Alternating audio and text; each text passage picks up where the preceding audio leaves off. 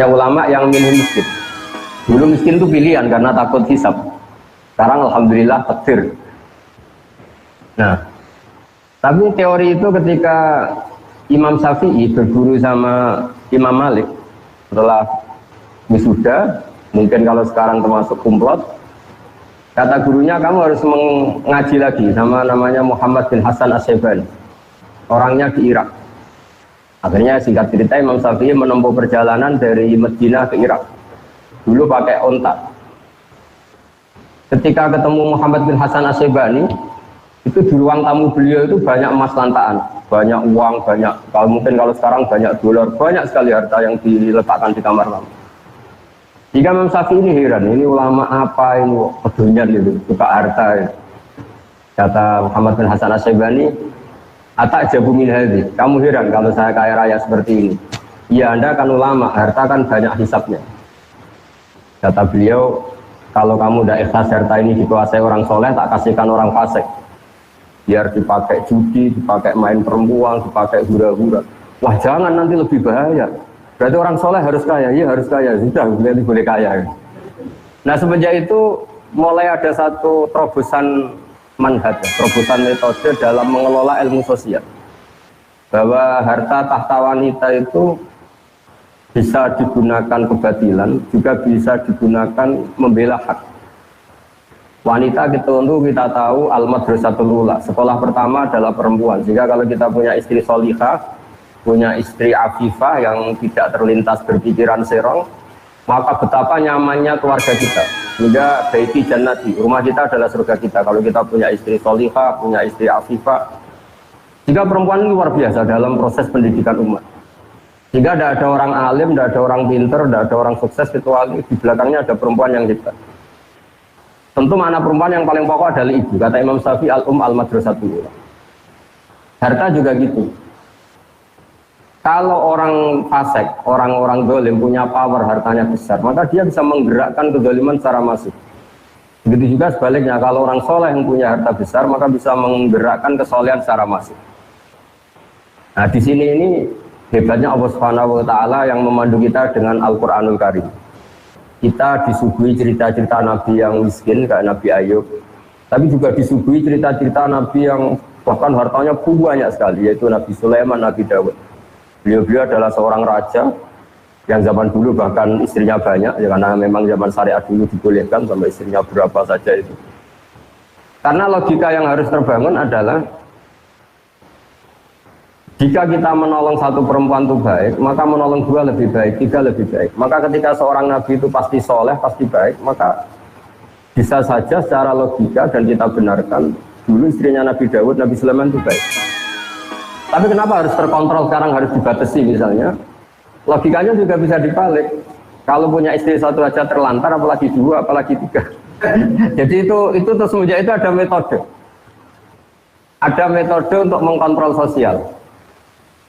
Jika dalam guyonan orang-orang Islam moderat sama Islam ekstrim itu pernah terjadi perdebatan, yaitu ketika orang-orang yang sedang maksiat itu mau ya katakan saja mau dibom oleh ekstremis.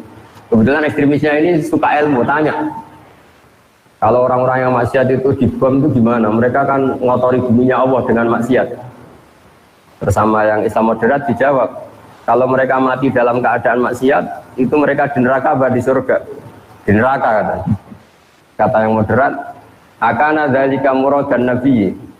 Mereka muslim akhirnya mati masuk neraka itu apa yang diingini Nabi apa enggak? Ya enggak, Nabi inginnya umatnya masuk surga. Ya sudah, jangan dibom, biar tobat dulu baru mati katanya. Tapi biar mati biasa maksudnya. Sehingga ada metode-metode yang kita selalu akan pertanggungjawabkan di depan Allah Subhanahu wa Ta'ala. Caranya gimana? Para ilmuwan, kita yang nekuni fikih, misalnya kita sering dapat komplain ya. Terus banyak lelaki yang bejat, bahkan saking bejatnya istrinya disuruh ikut mengedarkan narkoba, ikut membantu maksiatnya, kemudian hak talak hanya pada milik suami. Ini solusinya gimana? Kalau dia harus tetap hak talak hanya pada milik suami. Ini solusinya gimana kalau dia harus tetap di bawah tangan suami sementara dia tersiksa karena harus melayani kebejatan suaminya di diminta mengedarkan narkoba, bahkan diminta untuk melakukan hal-hal yang buruk. Jika di Islam kemudian semenjak itu ada rumus mulai zaman Nabi, tolak memang hak lelaki, tapi seorang perempuan itu boleh mengajukan rafa kalau di Jawa, kalau di fikih disebut faskhun nikah. Jadi seorang hakim atau yang punya otoritas wilayah kekuasaan itu boleh memisahkan suami istri jika istrinya tidak kuat, apalagi menyangkut hal-hal yang buruk, yaitu dipaksa melakukan maksiat. Jika keliru kalau dikatakan Islam itu sangat memberi hak dominasi lelaki atas perempuan, itu keliru sekali, karena sebetulnya dalam mengurai ya atau mengakhiri pernikahan itu bisa suami menceraikan atau istrinya melakukan rafa dan hakim harus mengabulkan dalam kondisi yang sangat bahaya. Nah tentu hal-hal seperti ini akan menjadi kebanggaan ilmu sosial karena ada solusinya ketika dalam keadaan macet keluarga. Begitu juga ada kebanggaan intelektual, yaitu tanggung jawab kita sebagai intelektual muslim. Misalnya menyangkut kepastian nasab. Kenapa dalam Islam nikah begitu sakral? Dan kalau seorang suami menceraikan istrinya supaya istri ini halal dinikahi orang lain harus ada iddah. Iddah itu ya kira-kira masa jeda yang ada kepastian bahwa rahim perempuan ini sama sekali nggak ada sperma dari suami pertama. Karena kita tidak bisa membayangkan misalnya Ahad atau Minggu masih hubungan suami istri, Senin diceraikan, kemudian Selasa nikah lagi, terus ada hubungan suami istri lagi, kita tidak bisa bayangkan lalu nanti ini anaknya siapa. Mungkin orang modern akan bilang ini lewat tes DNA gitu, tapi itu keribetan. Apalagi kalau nanti anaknya wajahnya mirip suami pertama, mirip kedua, agak jelas itu kan, masih kecil itu ribet. Tapi dengan teori iddah, teori tarabbusul mar'ah, kalau istilahnya Quran ya tarabbasna itu, maka kegamangan seperti ini hilang karena seorang istri yang terceraikan atau ditinggal mati suaminya, baik cerai talak maupun cerai meninggal, itu untuk menikah lagi ada aturannya. Di antara adalah baro'atur rahmiyah, dipastikan rahimnya itu bersih dari zaut awal atau suami pertama. Nah, keilmuan yang bertanggung jawab atas substansi masalah ini juga ditekuni oleh ulama. Termasuk yang paling ekstrim adalah, dan ini sering saya utarakan ketika ngaji saya, absolutisme kebenaran dalam tauhid. Saya ulang lagi ya, absolutisme kebenaran dalam tauhid. Itu banyak ilmuwan tauhid, ulama tauhid, yang saking ekstrimnya memang mengatakan bahwa orang yang sudah iman, yaitu bersaksi la ilaha illallah Muhammadur Rasulullah, itu tidak akan batal meskipun dia koruptor, meskipun dia maling, meskipun dia penjahat. Itu kan satu hal yang menurut ilmu sosial itu kayak paradok. Bagaimana Islam yang luhur, kemudian Islam yang luhur, iman yang luhur ini nggak bisa dibatalkan oleh kebejatan perilaku pelakunya atau pemeluk Islam. Kata pakar ahli tauhid, dan itu berdasar hadis sahih, mangqala la ilaha illallah dakhalal jannah. Ya, mangqala la ilaha illallah dakhalal jannah. Nabi suatu saat kelihatan senyum-senyum ceria, kemudian ditanya oleh Abu Dzar, kebetulan di pinggir beliau ada Abu Dzar, ya Rasulullah kenapa engkau senyum-senyum? Barusan Jibril datang ke saya dan memberi kabar saya bahwa siapapun dari umatku yang bertauhid secara benar, maka dia pasti masuk surga. Meskipun wa in zana wa in saraka, meskipun pernah zina, pernah maling. Itu Abu Dzar sampai 3 kali tanya, yang benar ya Rasulullah, masa pernah gitu masuk surga? Iya kata Nabi, sampai 3 kali. Nah, saya pernah ditanya seorang dosen, tanya, Gus, bagaimana itu bisa terjadi satu kesakralan iman yang boleh atau enggak terganggu oleh kesalahan perilaku pemeluknya, yaitu wa in zana wa in saraq. Saya baca beberapa syarah hadis itu termasuk di Syarhun Nawawi. Jawabannya adalah di sini Nabi sedang menerangkan absolutisme kebenaran. Bukan masalah membolehkan zina apa enggak, tentu zina tidak akan pernah boleh, maling tidak akan pernah boleh. Tapi Nabi ingin mengatakan absolutisme kebenaran itu enggak terganggu oleh pelaku. Kita yang punya gelar ya bilang 1 tambah 1 2, yang enggak punya gelar ya bilang 2, musuh kita ya bilang 2, rektor Al-Azhar ya bilang 2, anak yang penggembala kambing yang bilang 2, semuanya akan bilang 2, 1 tambah 1 akan bilang 2. Karena kebenaran 1 tambah 1 2 itu enggak boleh bersyarat Boleh mengatakan dua kalau Anda rektor, boleh mengatakan dua kalau Anda soleh. Kalau tidak soleh kamu harus mengatakan tiga, tidak boleh. Kebenaran absolutisme harus sah, siapapun yang mengatakan itu. Sama, kebenaran bahwa Allah Tuhan itu selalu sah, siapapun yang mengatakan itu. Bahkan orang yang berkafir 100 tahun, dia kafir, saat itu melafalkan la ilaha illallah maka imannya langsung sah. Padahal berpuluh-puluh tahun dia kafir. Karena kebenaran absolut akan selalu sah tanpa memandang pelaku. Nah ini namanya substansi kebenaran. Ini nggak akan terganggu oleh perilaku sosial. Kemudian ada ulama yang cara berpikir itu sosial. Bahwa Islam itu bisa menarik karena justru aturan-aturannya itu. Kita sebagai manusia tentu suka kalau negara ini tertib, tanpa perzinaan, tanpa maling, tanpa korupsi. Dan Islam alhamdulillah mengharamkan itu semua dan mengancam itu semua dengan neraka. Sehingga karena sisi sosial ini begitu, maka kita alhamdulillah sebagai muslim hal-hal yang buruk diharamkan, dan di antara ciri Nabi adalah mengharamkan yang haram. Jika kita selalu akan mengharamkan perzinaan, mengharamkan judi, mengharamkan dugem dan sebagainya. Tapi pertanyaannya adalah selalu ada kebenaran absolut yaitu iman. Boleh enggak kebenaran absolut terganggu oleh kesalahan sosial? Itu tadi. Kalau kebenaran absolut ya sudah nggak boleh diganggu oleh apapun, termasuk tadi kita mengatakan 1 tambah 1 2. Orang baik yang bilang 2, orang buruk yang bilang 2, setengah baik setengah buruk yang akan bilang 2. Karena kebenaran absolut adalah kebenaran yang tidak boleh terganggu oleh apapun. Nah di sini kenapa Nabi mengatakan wa in zana wa in saraq. Tapi di balik yang sama, dengan porsi yang sama, Nabi pernah mengancam la yazni zani hina yazni wa huwa mu'min wa la yasriqu sariq hina yasriq wa huwa mu'min.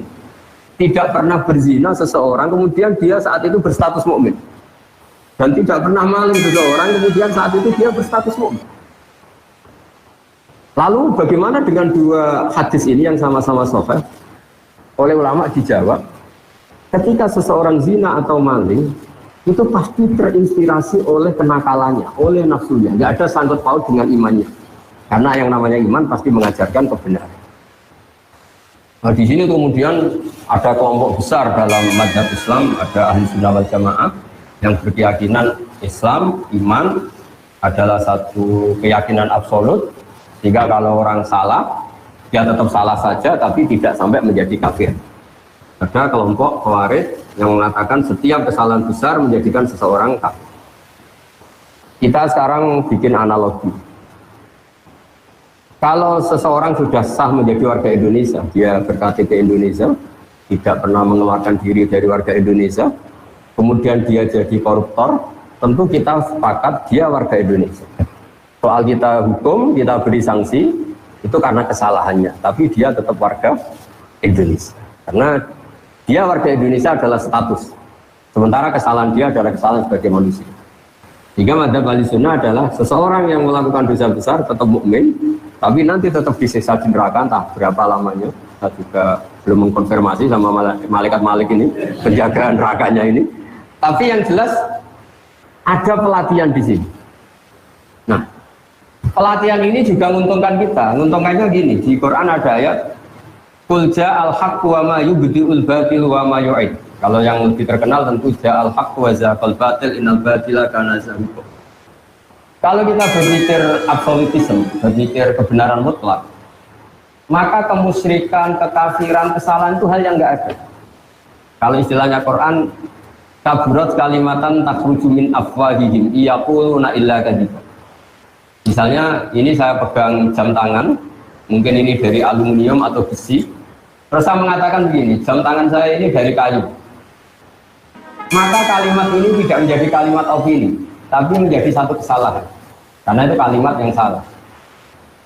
Nah, jika kalau Tuhan itu hanya Allah, maka hakikat yang ada ya Tuhan itu hanya Allah, bukan yang lain.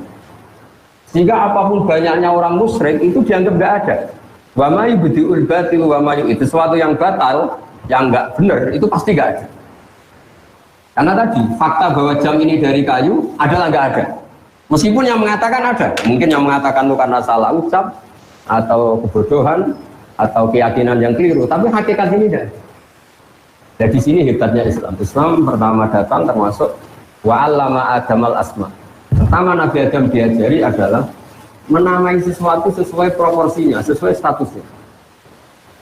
Jadi andaikan dari dulu orang kafir Quraisy mengatakan, wah ini pahatan batu dari Magelang gitu, atau ini batu dari Ponorogo, jenis batunya ini, pemahatnya ini, harganya ini.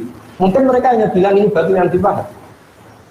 Tapi gara-gara ini diberi gelar, diberi penamaan manat, pemberi, Al-Uzza, ini satu hal yang agung, satu hal yang besar, Hubal. Sehingga terus orang itu gampang, wow kalau saya melecehkan ini pasti saya kualat. Tapi hakikatnya ini tetap batu. Nah, sehingga apakah ada Tuhan selain Allah? Ya jawabannya nggak ada, karena selalu Tuhan hanya Allah Subhanahu Wa Taala. Tapi apakah ada orang yang menuhankan selain Allah? Hanya. Ini dibedakan antara hak selalu satu. Ya hak selalu satu dan kebatilan selalu nggak ada. Tapi yang mengatakan ada, yang meyakini ada, tapi kebatilan sendiri. Ini banyak juga ulama yang spesial membela ja'al haqqu wa zahaqal batil. Seperti saya mengatakan baju saya ini putih. Ya sudah putih. Kok banyak satu dunia mengatakan baju saya hitam, itu tidak punya pengaruh. Baju saya menjadi hitam tetap putih. Karena kebenaran absolut akan ada, punya eksistensi. Disebut ja'al haqqu wa zahaqal batil. Yang batil pasti nggak ada. Memang itu tidak faktual. Kemudian ilmu sosial atau ilmu yang didiktekan karena satu hal tertentu ini punya pengaruh. Yaitu misalnya sesuatu ini putih. Gara-gara mata kita rabun mengatakan itu hitam. Atau sesuatu itu hitam karena kita punya penyakit tertentu di mata kelihatan biru. Nah di sini ya, kalau ulama mengatakan mulai ada hijab. Sebetulnya manusia tahu bahwa Tuhan hakiki adalah harusnya Tuhan yang awal. Karena nggak mungkin langit bumi ini diciptakan sesuatu yang lebih terbelakang dari langit bumi. Hingga Allah mensifati dirinya al-awwal. Namanya pencipta harus wujud lebih dulu, al-awwal. Karena langit bumi ini adalah wujud, punya eksistensi, maka penciptanya harus lebih punya eksistensi. Kalau dalam bahasa pesantren disebut wajibul wujud. Kalau yang diciptakan saja ada, maka yang menciptakan pasti ada. Jika alam raya ini tidak dimulai dari nihilisme, ketiadaan, tapi dimulai dari yang ada. Yang ada ini oleh kita, zaman kita kecil ngaji ujian wujud idam bapak. Karena eksistensi pertama seorang pencipta adalah harus wujud, harus punya eksistensi. Ini juga ada yang menekuni sendiri, namanya ilmuwan-ilmuwan tauhid. Menekuni satu kebenaran absolut yang tidak boleh terdikte oleh ilmu-ilmu sosial. Tapi pertanyaannya adalah, apapun absolutismenya kebenaran ini, manusia itu punya sisi keterbatasan. Apapun putihnya baju ini, kita harus melatih orang yang mengatakan supaya dalam keadaan matanya normal, kondisinya normal. Karena nggak ada artinya ini secara objektif. Kemudian yang melihat tidak normal karena matanya normal. Saya akan bilang gitu. Jadi kalau ada satu kesalahan, pasti ada problem. Nah hakikat dari alam raya ini Ija al-haqqu wa ma yudhi'il batilu wa ma yu'id. Sekali hak itu datang, maka satu kesalahan ini pasti ada. Jika dalam awal surat Kahfi dijelaskan, mereka berkomentar tentang Tuhan seperti ini.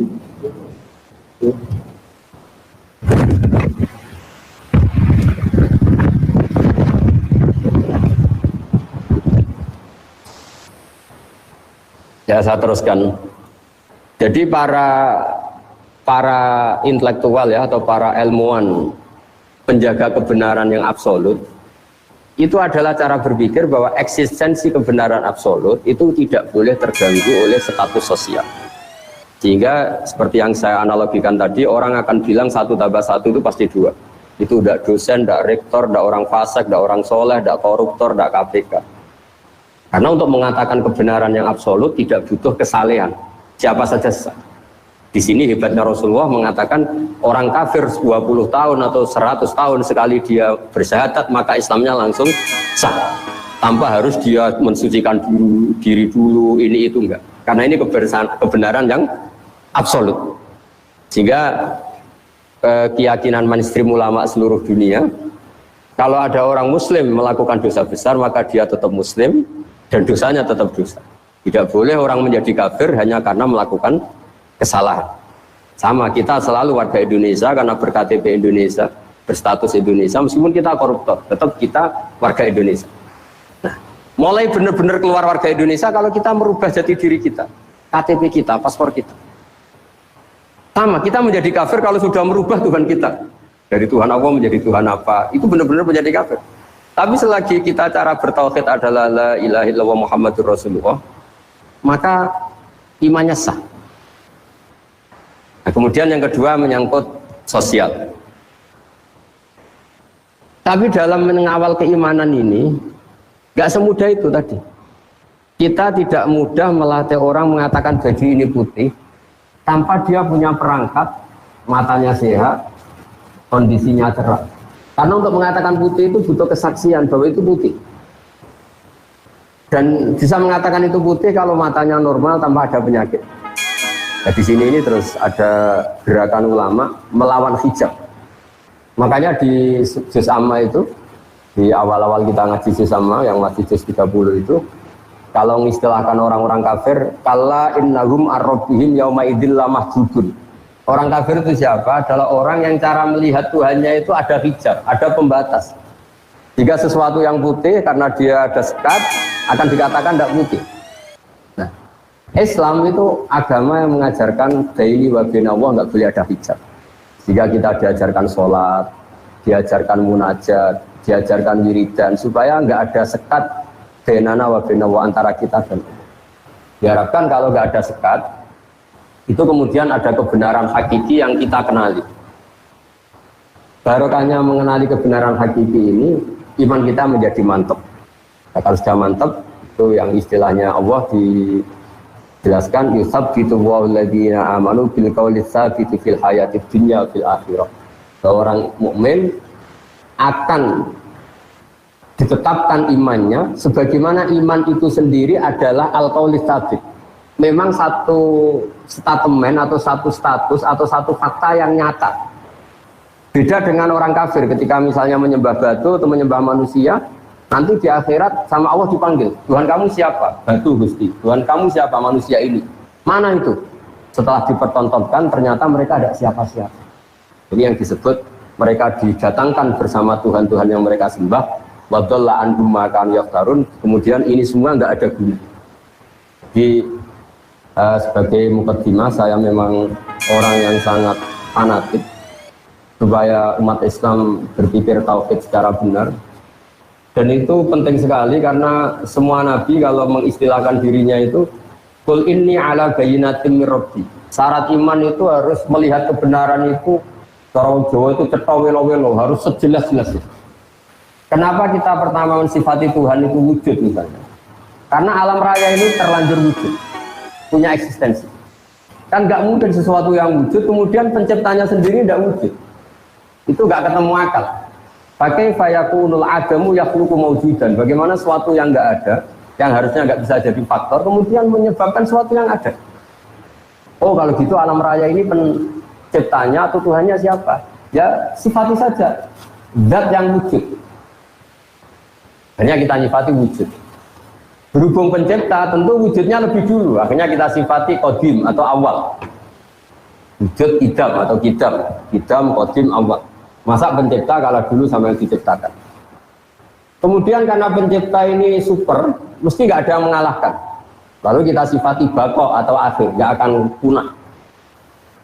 Wujud idam bako. Terus mukhalafatul lil hawadis. Karena pencipta adalah tidak makhluk, makhluk tidak mencipta, maka semua apa-apanya harus berbeda. Maka kita sebut mukhalafatul lil hawadisi, atau kalau dalam bahasa Quran disebut al-qayyum, zat yang berdiri sendiri. Sehingga kalau kita di antara doa Nabi katanya ada ayat yang langsung saya ambil dari aras, yaitu ayat kursi Allahu la ilaha illa huwal hayyul qayyum, zat yang eksistensinya tidak butuh yang lain. Beda dengan kita. Kalau dalam ilmu tasawuf, apapun hebatnya kita, meskipun kita penguasa dunia sekalipun, itu kalau dalam ilmu tasawuf nggak makan lemes. Bagaimana kita katakan penguasa dunia sementara nggak minum lemes, nggak makan lemes? Kerennya gimana? Kita hanya bergantung sepiring nasi, bergantung segelas air, tapi kita memaklumatkan diri sebagai penguasa dunia. Sehingga itu betul-betul dhaif, betul-betul kita ini makhluk yang lemah. Sehingga ketika Allah mencibir Fir'aun atau mencibir Namrud, itu hanya dengan kata-kata kalau dia Tuhan, itu dia harusnya nggak makan. Bagaimana Tuhan kemudian kalau nggak makan kangkung itu lemes, nggak makan nasi itu lemes, itu nggak kebayang. Jika Allah mensifati dirinya, wa huwa yut'imu wa la yut'am. Saya ini Tuhan. Sifat dasar saya itu yut'imu, memberi makan, dan saya tidak perlu makan. Ketika Allah mensifati hubungannya dengan makhluknya, saya pemberi rizki, dan saya tidak butuh mereka memberi rizki saya. Wa ma khalaqtul jinna wal insa illa liya'budun. Saya tidak menciptakan manusia dan jin kecuali mereka supaya mengenali saya, menyembah saya. Ma uridu minhum rizki wa ma uridu minhum ayut'imun. Saya tidak ingin mereka memberi rizki ke kita dan mereka memberi makan ke kita. Para intelektual ini juga berpikir keras supaya tauhid ini terjaga dengan berpikir yang baik, dengan akidah yang baik, dengan logika yang baik. Nah, ini penjaga-penjaga ja'al haqqu wa zahaqal batil innal batila kana zahuqa. Hak itu yang punya eksistensi, barang yang enggak hak itu selamanya hakikatnya enggak. Pemeluknya banyak, pengikutnya banyak, tapi hakikatnya enggak pernah. Karena yang dikatakan hakikat adalah sesuatu yang punya eksistensi absolut. Jika misalnya hakikat Tuhan ya tetap satu, hakikat Tuhan ya hanya Allah, bukan Lata, bukan Hubal, bukan dan sebagainya. Sehingga kalau ada kalimat yang salah, itu yang ada itu yang mengatakan, bukan kalimat itu. Kalimat sendiri itu tidak punya konklusi apa-apa, karena nyatanya nggak ada. Makanya kata Allah, kaburat kalimatan takhruju min afwahihi. Itu menjadi kalimat, menjadi kata-kata karena diucapkan oleh lisan, tapi tidak menunjuk hakikat. Jadi misalnya saya mengatakan baju saya ini hitam, itu menjadi kata-kata yang saya ucapkan, tapi tidak menjadi kalimat yang menunjukkan kebenaran, karena itu salah. Jika kalau kalimat yang salah itu istilah Tuhan, itu kalimat yang menjadi kata-kata karena keluar dari mulut. Yang benar adalah al-ismu ya dulu alal musamma. Kalau sudah menjadi kalimat, misalnya ini saya katakan jam, ya memang benar-benar jam. Kalau ini saya katakan pulpen, harus benar-benar pulpen. Yang namanya al-ismu harus ya dulu alal musamma. Namanya penamaan harus sesuai hakikat yang dinamai. Hingga ini pentingnya. Kenapa Nabi Adam pertama diajari nama? Wa 'allama Adam al-asma. Karena nanti kesalahan dunia adalah kesalahan memberi nama. Sehingga banyak orang kafir Quraisy menyembah Hubal, Lata, Uzza karena memberi nama ini. Wah, ini penguasa, ini pemberi. Nah, sehingga semua nabi mengatakan pada kaumnya, in hiya illa asma'un sammaitumuha antum wa abaukum ma anzalallahu biha min sultan. Itu gara-gara Anda salah memberi nama, sehingga kemudian Anda mendewa-dewakan seperti itu. Coba kalau dari dulu batu-batu itu dikatakan batu yang dipahat, batu yang dipecah, batu yang diukir, tentu ini nggak sakral. Tapi gara-gara ini dikatakan ini Tuhan. Kalau kamu tidak memberi sesaji maka kamu akan kena gini. Terus kayak dia mana gitu. Ya ini penting saya utarakan supaya tanggung jawab intelektual kita dalam dakwah Islam. Pertama adalah kebenaran tauhid, kebenaran absolut. Iqra' bismi rabbikal ladzi khalaq, khalaqal insana min 'alaq. Terus terakhir ini saya masih punya waktu mungkin 10 menit untuk untuk mengawal kebenaran absolut itu juga dibutuhkan ilmu yang namanya tasawuf. Ilmu tasawuf itu ilmu yang seseorang itu disuruh berpikir objektif. Misalnya begini, saya ini seluruh di Indonesia, seluruh dunia akan biasa mengatakan baju saya ini putih, akan mengatakan misalnya bentuan saya ini biru, dan itu kita biasa mengatakan itu tanpa nunggu digaji. Saya tidak perlu seperti ini, saya akan mengatakan ini putih kalau saya dibayar 1 juta. Biasa kita ikhlas mengatakan baju ini putih tanpa ada yang bayar 1 juta. Nah, kalau kita biasa ikhlas mengatakan baju itu putih tanpa harus dibayar 1 juta, kenapa kita mengatakan Allah Tuhan harus dibayar dengan surga? Nah ini terus orang-orang tasawuf bikin punya gugatannya sendiri. Kita terbiasa mengatakan hakikat ini tanpa presentasi ingin digaji. Kita biasa mengatakan kalau baju saya ini putih, kalau air itu menyegarkan. Beratus-ratus kali, mungkin berpuluh-puluh tahun kita mengatakan kebenaran itu tanpa ingin digaji. Kita mengatakan matahari itu panas tanpa ada yang gaji, dan kita ikhlas. Tapi kenapa ketika kita mengatakan Tuhan itu Allah dan Allah itu Tuhan harus digaji dengan surga? Nah itu terus kemudian orang-orang tasawuf punya riwayatnya sendiri. Ketika Allah gojlok sama orang-orang soleh, masyhur itu hadis qudsi. Ada orang-orang soleh ditanya sama Allah, kamu menyembah saya karena apa? Ya karena saya ingin masuk surga ya Allah. Yang satu ditanya, kamu menyembah saya karena apa? Karena saya takut masuk neraka ya Allah. Kata Allah, laulam akhluk jannatan wala naron alam akun ahlan an uto'a. Saya ini Tuhan, berarti kalau saya tidak menciptakan surga, saya tidak menciptakan neraka, terus saya tidak layak ditaati. Nah terus akhirnya, ya tetap harus ditaati ya sudah, ya berarti karena saya. Nah ini terus ke hakikat. Ya naif kita tadi, kalau kita mengatakan baju ini putih nggak digaji kita mau, kenapa untuk mengatakan Allah Tuhan harus nunggu digaji? Sehingga orang-orang tasawuf punya sekian cerita, misalnya Nabi Isa jalan-jalan ke satu daerah, situ ada orang yang sangat kurus, sangat karena nggak pernah tidur, kalau siang puasa ditanya, kenapa kamu ibadah sampai seperti itu? Karena kita ingin masuk surga. Terus jalan lagi ketemu orang yang sejenis itu, ditanya, kenapa kamu sampai sekurus itu? Karena kita takut neraka. Terus ketemu kelompok ketiga, wajahnya happy, terus tidak terlalu kurus, konstruksi badannya yang normal semua. Kenapa kamu asik? Karena saya mencintai Tuhan yang punya semuanya. Akhirnya Nabi Isa bilang yang dua kelompok tadi, makhlukon rojautum wa makhlukon khiftum. Kamu yang kamu harap-harap hanya makhluk, yang kamu inginkan juga makhluk, yang kamu takuti juga makhluk. Yang benar ini takut yang punya makhluk itu semua, takut yang punya surga, yang punya. Nah, jadi lewat pengajian ini atau ngaji ini saya karena UGM tentu masyhur ya, terkenal sekali dengan kajian keilmuannya. Saya mohon dalam bertauhid itu harus sampai kul inni ala bayyinati mir rabbi, bahwa saya bertauhid itu harus benar-benar punya logika yang absolut, punya logika yang kuat, punya logika yang permanen. Di surat Al-Bayyinah juga diistilahkan lam yakunil ladzina kafaru min ahlil kitab wal musyrikina munfakina hatta ta'tiyahumul bayyinah. Bayyinah itu siapa? Rasulun minallah yatlu suhufan mutahharah. Jadi dulu orang-orang kafir itu akan nyaman dengan kekafirannya, nggak pernah tercerabut dari cara berpikir kekafiran. Kita tahu kafir Quraisy itu penyembah berhala dan jumlahnya banyak, ada Lata, Uzza, Hubal, Manat. Itu mereka cara berpikir, ya Muhammad, kalau urusan kita banyak, problem kita banyak, Tuhannya harus banyak dong. Masa problem kita banyak, Tuhannya satu? Itu mereka nggak bisa nerima konsep Tuhan satu. Sampai mereka mencibir Nabi dengan mengatakan aja'alal alihata ilaha wahida inna adalah syai'un ujab. Masa Tuhan satu, problem kita banyak kalau Tuhannya satu, itu pasti tidak cukup. Ya kalau problem banyak ya Tuhannya harus banyak.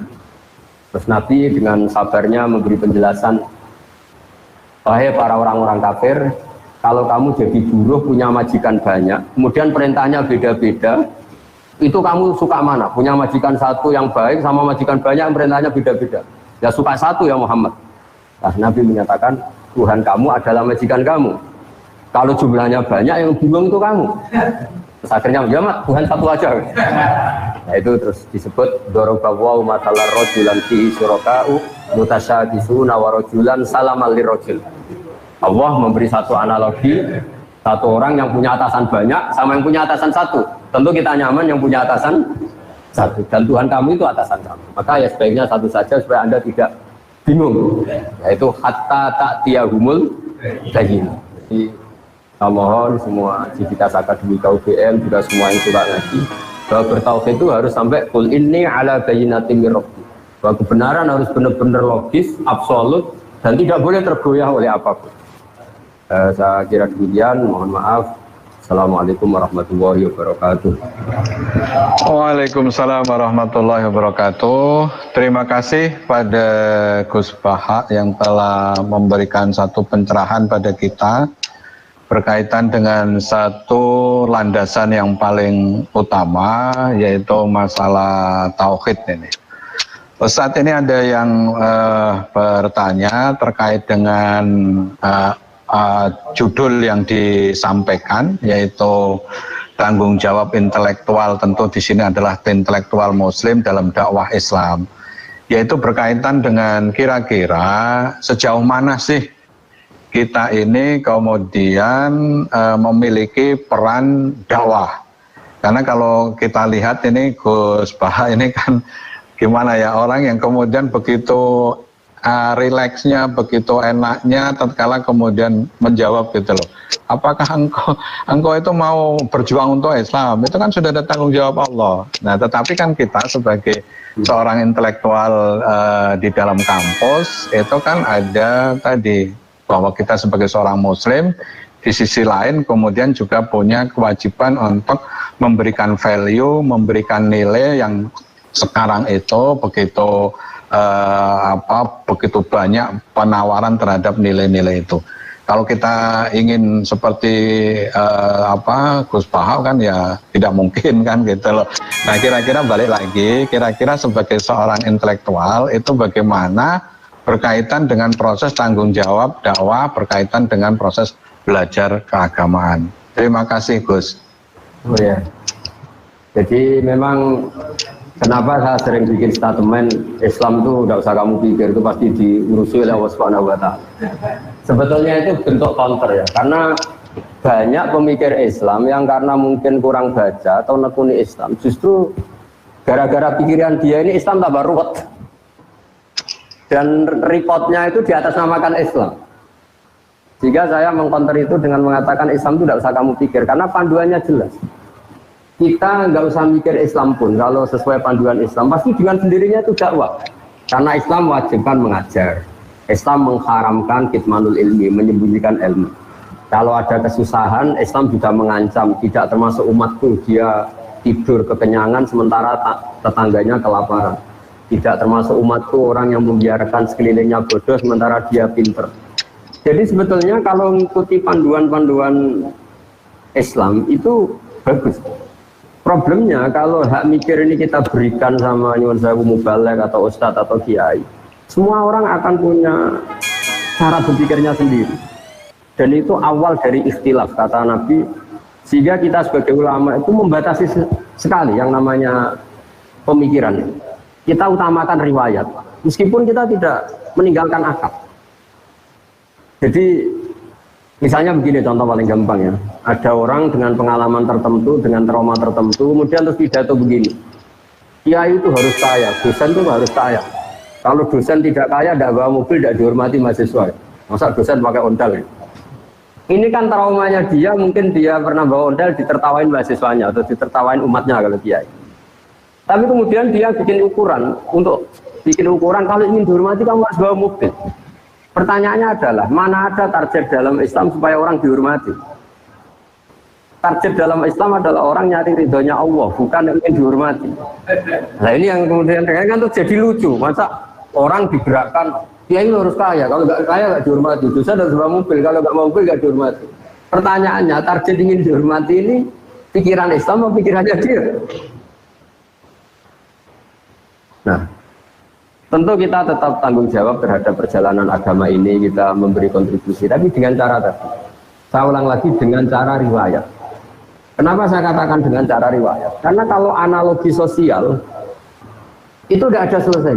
Misalnya begini, saya sering ditanya, Gus, sebaiknya orang itu ramah apa enggak? Misalnya kita punya istri, sebaiknya ramah apa enggak? Itu di Quran itu, ini ilmu sosial ya. Wahai para istri Nabi itu cantik-cantik. Kalau kamu ketemu lelaki lain, itu falah takdokna bil qauli. Justru kamu nggak boleh terlalu ramah. Karena kalau terlalu lama, falah takdokna bil qauli, fayatma'al ladzi fi qalbihi marad. Ada perempuan cantik yang ketemu bapak-bapak ramah, senyum. Mungkin pikiran lelaki ini bukan dinilai ramah. Wah berarti ini mau sama saya, kan jadi repot. Sehingga kalau ilmu sosial semuanya mungkin ramah yang sesuatu yang baik, tapi orang yang hatinya sakit, ada penyakitnya, kata Allah, fayat ma'alladzi fi qalbihi marad. Kita sopan sama orang sopan terkenal dermawan. Kena penipu, ini dianggap satu objek. Wah, kapan-kapan nipu orang ini ya, potongannya kok gampang ditipu. Jadi ilmu sosial itu ilmu yang mengeruwet. Karena kebaikan sosial ini akan dimanfaatkan orang-orang fasik, orang-orang durhaka untuk keburukan. Sehingga Islam itu mengelola sosial itu ya agak gampang karena memang logika sosial itu. Makanya pertama Imam Syafi'i ngaji Imam Malik itu gejolokannya gini, dan saya mengenang betul gejolokan itu. Ya Syafi'i, wahai Syafi'i, Kamu punya 2 pembantu. Terus 2 pembantu ini yang satu kamu cerdas, yang satu ini cerdas, kamu perintahkan ikhla hadis safra. Batu besar itu coba kamu tarik, kamu bongkar. Fa'inna tahtaha daban, karena di bawah itu ada emas. Terus yang satu nggak tanya, langsung dibongkar. Ketika yang satu langsung bongkar, ditanya, kenapa kamu nggak tanya maksud saya apa? Terus kata pembantu tadi, saya hanya ingin nurut sama jenengan, jadi nggak penting di bawah ada emas apa enggak. Kalau yang nyuruh jenengan tetap saya bongkar. Yang satu enggak. Kalau ada apanya bos? Ada emasnya, ya sudah saya bongkar. Kalau nggak ada emasnya ngapain? Kamu seneng mana? Kata Imam Syafi'i, ya seneng yang loyal tanpa mikir. Kadang kita beragama itu butuhnya itu sami'na wa ata'na. Ya saya ulang lagi, karena sekali semua agama ini dipikir, itu nanti ya repot. Ya tadi misalnya gini, ini yang tren ya di zaman akhir. Kita misalnya mengkaji sholat. Mengkaji sholat itu ada yang, oh fungsinya rukuk begini, fungsinya sujud begini, ini peregangan, ini pernafasan. Lama-lama sholatnya kayak senam yoga. Lama-lama ada yang tanya, banyak yang sholat kok penyakitan, ya enggak sholat kok enggak gitu. Jadi kita sebagai ulama itu mikirnya gini, enggak mungkin Allah bikin gerakan tertentu tidak ada hikmahnya. Tapi jangan sampai hikmah ini kemudian yang menjadi alasan hukum itu. Karena kalau hikmahnya rukuk misalnya peregangan, suatu saat ada gerakan tubuh yang lebih efektif untuk peregangan, lama-lama orang meninggalkan rukuk. Nah, Bapak MC, ulama itu berpikir gitu, jadi berpikir ini nuruti akal apa nuruti logika. Kalau nuruti logika tadi takutnya, misalnya puasa itu supaya sehat. Terus ada orang yang bilang, tapi saya kalau puasa malah sakit. Jadi, nah makanya dalam sisi ilmu sosial ya, logika sosial itu khazanah kita. Saya mungkin termasuk kiai muda yang punya banyak khazanah tentang dialek sosial yang diajukan Allah Subhanahu wa taala kepada para kekasihnya. Karena tebalnya itu banyak. Jadi misalnya tadi ada seorang rektor atau kiai top atau bos itu selalu mikir sama anak buah. Kemungkinannya ini menenabuhkan anak buah karena dipikir majikan tanpa mendelegasikan. Jadi kalau kita terlalu manja sama anak, mikir anak, nanti anaknya saya mau mikir bapak. Jadi kalau nggak mikir, anak merasa nggak disayang. Ini gimana bapak kalau nggak mikir anaknya? Nah, jadi artinya gini. Kenapa saya sering bikin statement agama itu rasa pikir supaya Allah? Maksud saya, takut saya pikiran ini menjadi pijakan hukum. Padahal sementara pikiran ini bikinan kita. Bukan ada riwayat bersandar dari Rasulullah Shallallahu Alaihi Wasallam. Kayak tadi misalnya kita ngomong, kalau kiai tidak bawa mobil nggak dihormati, kalau dosen nggak mobil nggak dihormati. Pertanyaannya, mana ada target dalam Islam ingin dihormati? Jadi itu sebetulnya tentang itu, bukan. Tapi kita tetap bertanggung jawab terhadap perjalanan Islam ini, termasuk hikmah-hikmah tadi. Kenapa ada kebenaran absolut yang kita jaga, yang seperti tadi yang saya katakan, tapi juga ada kebenaran sosial yang juga harus kita jaga. Jika ada hadis mangkola la ilaha illallah dakhalal jannah wa in zana wa in saraqa, tapi juga ada hadis la yazni zani fi najli wa huwa mu'min. Karena ini untuk menjaga keseimbangan antara kebenaran absolut dengan kebenaran sosial. Ya saya kira giliran. Terima kasih Gus Bahak ya. Ada pertanyaan lain, ini konteksnya adalah ada yang mengatakan tentang ilmu yang wajib ain aja wajib kifayah. Ya. Nah, ada yang mengatakan bahwa yang wajib ain itu adalah ilmu agama. Nah, wajib kifayahnya itu adalah ilmu-ilmu yang lain. Tetapi ada yang membantah. Kebetulan kami ini base camp-nya ada di Fakultas Teknik. Bukankah orang tua itu mengirim belajar ke Fakultas Teknik atau sebaliknya? Kami dari Fakultas Psikologi bahwa wajibnya itu psikologi. Nah, pemahaman tentang ilmu yang wajib ain, wajib kifayah berkaitan dengan tadi tanggung jawab, kalau itu intelektual muslim atau mungkin sebagai mahasiswa muslim, itu esensinya seperti apa, Gus? Terima kasih. Saya kira demikian. Jadi kita yang nekuni Al-Quran ya, saya akan nekuni tafsir ya. Sebetulnya dikotomi itu memang nggak pernah ada ya. Misalnya kita yang nekuni ilmu astronomi ya, atau falak ya. Kan lalu misalnya ilmu astronomi dianggap itu ilmu umum. Ilmu geologi juga dianggap ilmu umum. Padahal kita yang nekuni tafsir, itu ya biasa bicarakan misalnya waladzi ja'ala syamsa diya awal qamara nura wa qaddarahu manazila li ta'lamu adada sinin awal hisab. Bahwa Allah yang menciptakan sedemikian rupa bahwa al-qamar rembulan punya sekian manazil, yang dengan manazil itu li ta'lamu adada sinin awal hisab. Kamu tahu hitungan waktu. Artinya kalau yang dikatakan Quran pasti itu namanya ilmu agama dong. Tapi disiplin ini kemudian dikatakan ilmu umum. Misalnya menyangkut geologi. Dari awal Allah mengatakan wa fil ardi qita'u mutajawirat, bahwa konstruksi bumi ini lempengan-lempengan, karena kita itu zamannya qit'ah. Bumi ini lempengan-lempengan yang saling berdampingan. Jadi dari awal kalau dalam bahasa Arab bumi diciptakan Allah tidak basitoh, tidak satu elemen. Tapi qita'u mutajawirat, satu lempengan-lempengan yang dipasang. Makanya potensi gempanya tinggi. Nah, kemudian setelah ilmu agama itu identik dengan caranya sholat, caranya haji, dan ilmu umum itu yang menekuni alam. Kemudian mulai itu ada dikotomi bahwa ilmu umum itu tidak agama, agama ada ilmu umum. Sebenarnya kita yang nekuni tafsir, nekuni Quran itu nggak ada. Ya tapi ini ya sudah memang. Sosial juga sama. Misalnya negara mewajibkan memikir rakyatnya misalnya. Di kita, kaidah fikih kita juga tasarruful imam ala ra'iyah manutun bil maslahah, bahwa hubungannya imam presiden dengan rakyat adalah hubungan kemaslahatan. Dan kita juga punya aturan-aturan kalau presiden atau waliul amri memerintahkan sesuatu yang tidak maksiat, kita wajib loyal. Nah, tapi kemudian tadi entah gimana asal usulnya ilmu agama ini dianggap yang berdoa ini itu ilmu agama, tapi ilmu agama yang mana? Sebetulnya karena ilmu agama itu banyak. Mengetahui halal haram itu ya berdoain, terus ngerti najis dan sebagainya juga berdoain. Tapi sebetulnya di antara aturan agama adalah mengerti bahaya yang dan tidak bahaya. Di situ juga ada misalnya sistem alam ini kalau digerogoti itu akan terjadi gini-gini likuifaksi.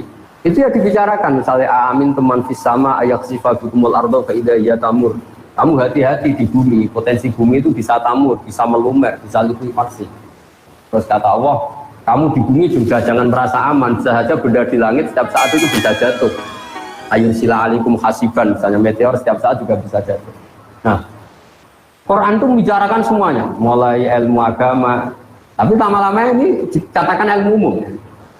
Nah, kenapa ulama tidak berontak? Ini saya beri bocorannya. Karena ilmu umum ini, ilmu-ilmu yang dikatakan umum ini, misalnya di teknik atau di biologi atau di astronomi, ini ilmuwan-ilmuwan itu mengalami perkembangan. Kalau sampai ini di atas namakan agama, kemudian ternyata teorinya itu direvisi, ini agama yang disalahkan. Jika daripada gitu ya biarin saja dikatakan ilmu umum, supaya nanti kalau ada penelitian ini, salah benarnya bukan dikaitkan dengan agama, tapi dengan penelitinya. Tapi jangan pernah kamu katakan bahwa agama tidak mengatur ilmu astronomi. Buktinya, kiai-kiai itu tahu falak sampai 10 tahun ke depan itu bisa digarap gerhana itu tanggal berapa, jam berapa, lama gerhana berapa. Itu di kalender-kalender pesantren itu detail dan semuanya benar. Itu kan ilmu umum. Tapi kenapa tidak kita katakan itu ilmunya Islam? Takutnya kita ini manusia. Pas garap salah dikatakan Islam, ternyata malam Senin tidak gerhana, gerhananya malam Selasa. Nanti Islamnya yang salah. Itu bocorannya. Ini kalau nggak sama UGM tidak tak kasih bocorannya. Jadi sebetulnya beberapa ilmu ini milik Islam juga, tapi ketika diklaim milik mereka ya sudahlah. Jadi kalau ada kesalahan agamanya yang nggak kena itu. Karena apapun benarnya Islam dibawa oleh manusia. Kalau zaman Nabi pasti benar, maksudnya kita nggak Nabi. Sehingga semenjak itu ulama mengatakan jangan pernah membenarkan satu teori atau menyalahkan atas nama Islam. Takutnya yang salah itu kamu, tapi kamu atas namakan Islam. Ya saya kira demikian. Oke, ada pertanyaan terakhir ini, Ustadz, karena nampaknya Gus Bahak juga harus ada kegiatan yang lain. Ini berkaitan dengan masalah tauhid yang absolut tadi, kemudian beliau bertanya dikaitkan dengan pemahaman kafir yang di suatu saat itu pernah menjadi rame itu loh. Jadi esensinya sebenarnya seperti apa sih definisi atau hal yang terkait dengan kafir yang kemudian dikaitkan dengan surat Ya Ayyuhal Kafirun. Saya kira ini pertanyaan yang terakhir karena Gus Bahak ada kegiatan yang lain. Terima kasih Gus. Ya, saya pikir itu harus dianalisis dengan kepala dingin, dengan analisis keilmuan. Bahwa pengkelompokan itu nggak bisa dihindari, karena itu fakta sosial. Tapi setelah dikelompokkan, tentu kita sebagai muslim yang baik tetap mengajak pihak yang lain, mengajak siapa saja untuk lebih baik, lebih benar. Jadi misalnya istilah kafir, istilah munafik, istilah apa saja, memang mau tidak mau, memang kita mau tidak mau harus mengelompokkan sesuai pilihan-pilihan orang-orang itu. Tapi itu normal saja secara keilmuan. Tapi Islam selalu Aku lulinasi husna, kepada siapa saja kamu harus berkata-kata yang baik, bermuamalah secara baik. Sehingga misalnya Islam membolehkan perang, itu nunggu udina lilladzina yuqatalun. Kalau kamu diperangi baru boleh perang. Wa akhrijuhum min haitsu akhrajukum, kalau kamu diusir baru boleh hijrah. Jadi kalau penstatusan yang seperti itu, ibarat ginilah, kita punya mahasiswa yang nakal ya, yang sering bolos. Ya kita sebut, wahai mahasiswa yang bolos. Tapi memang kata bolos itu harus disematkan karena dia sedang berstatus seperti itu. Tapi atas nama kita sebagai orang tua ingin dia lebih baik. Jadi penstatusan itu bukan hal yang harus menjadi pemecah bangsa, itu kayak biasa aja. Bahkan kalau kata-kata ahli tafsir mengatakan Allah saking sayangnya sama hambanya, sing kafir wis diceluk dikandani gitu. Itu artinya kan Allah masih memanggil-manggil itu. Jadi sing kafir dipanggil-panggil untuk kembali, saking baiknya Allah. Sehingga ya jadi makanya apa ya, pengkelompokan itu kan ya sudah normal saja. Artinya memang pilihan mereka beda ya, penamaannya juga beda, statusnya beda. Tapi itu tidak perlu menjadi alat konflik. Kita niru Piagam Madinah, niru Sulhul Hudaybiyah bahwa dakwah ya bil hikmati wal mau'izatil hasanah. Karena la ikraha fiddin, agama ini tidak perlu dipaksakan, tetap bayana rusdu minal ghoi, yang benar pasti ya sudah kelihatan benar, yang salah kelihatan salah. Saya kira demikian, mohon maaf kita semua. Assalamualaikum warahmatullahi wabarakatuh. Waalaikumsalam warahmatullahi wabarakatuh. Terima kasih kepada Gus Bahak. Pada kesempatan ini sekali lagi kami dari Universitas Gadjah Mada, khususnya Forum Pengajian Gadjah Mada, mengucapkan terima kasih kepada Gus Bahak beserta keluarga besar Pesantren Tahfidzul Quran LP3IA Rembang, dan juga mungkin yang hadir ada di situ. Sekali lagi Ketua Kagama Rembang, Telkom Rembang, Telkom Jogja, dan juga seluruh yang ikut kegiatan ini. Mudah-mudahan ini memberikan satu semangat di era yang sekarang ini, ya saling tadi berkaitan dengan dimensi-dimensi keagamaan dan juga dimensi-dimensi yang terkait dengan keberadaan wabah ini. Mungkin dimohon Gus Bahak untuk bisa menutup dengan doa agar kemudian keberkahan senantiasa berada, termasuk berada kita-kita semua, termasuk juga bagaimana UGM mampu memberikan pencerahan dari UGM untuk Indonesia, dari UGM untuk dunia. Silakan Gus. Bismillahirrahmanirrahim.